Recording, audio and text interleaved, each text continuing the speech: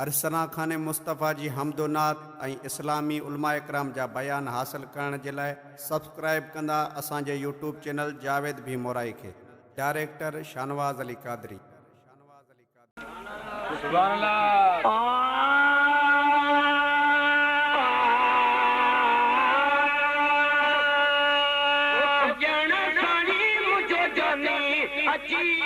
जहान में सजन साईं मुझो जानी अची वियो जहान में राजा को टकरी पिया है बुडल बेड़ा तरी पिया सजन साईं मुझो जानी अची वियो जहान में सजन साईं मुझो जानी अची वियो जहान में राजा को टकरी पिया है बुडल बेड़ा तरी पिया सजन साईं मुझो जानी अची वियो जहान में अल्लाह जी हुई वदवाई सल्ले अल्लाह जी हुई वदवाई मदनी मिठे जी जदह ज़ात यारी मदनी मिठे जी जदह ज़ात यारी अंदर सफेद ठहरी पिया बुडल बेड़ा तरी पिया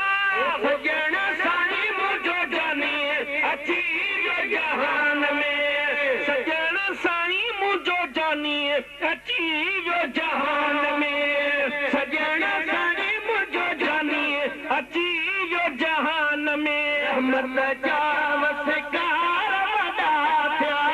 रहमत जा वसकार वदा थिया हर थर आबद थी पिया पर बहर थर आबद थी पिया सुकल संगन सिरी पिया बुडल बेड़ा तरी पिया सजन साईं मुझो जानी अची वियो जहान में सजन साईं मुझो जानी अची वियो जहान में सभिनी नबीयनि ॾिनियूं थे वाधायूं सभिनी नबीयनि ॾिनियूं थे वाधायूं आमीना तो सरब जूं भलायूं अम्मा आमीना तो सरब जूं भलायूं सभिनी जवरी पिया बुडल बेड़ा तरी पिया सजन साईं मुझो जानी अची वियो जहान में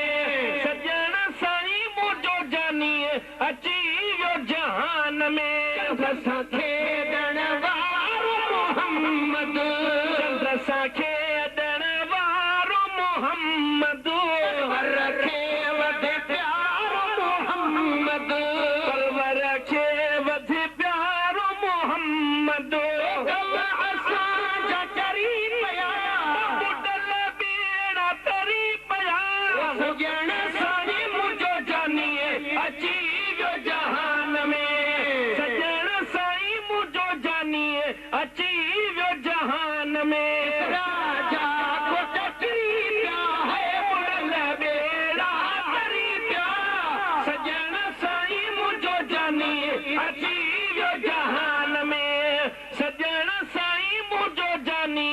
अची वियो जहान में सल चांद भी ईद मल्हाई नक्शल चांद भी ईद मल्हाई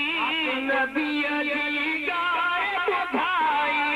नात नबी जी गाए बुधाई हवे मदीने संदरी पिया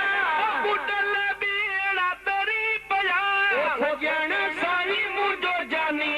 अची वियो जहान